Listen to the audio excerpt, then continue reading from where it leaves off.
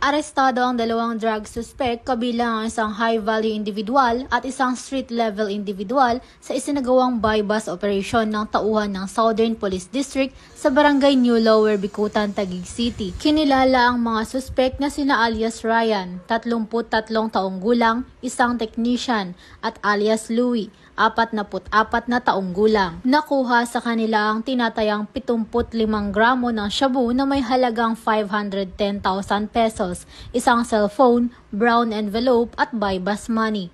Mahaharap ang dalawa sa kasong paglabag sa Sections 5, 11 at 26 ng Republic Act 9165 o mas kilala bilang Comprehensive Dangerous Drugs Act of 2002. Mula dito sa Metro Manila, ako ang iyong PNN correspondent, Patroluman Mika May Bahiwag, alagad ng batas, taga-taguyod ng Balitang Pulis.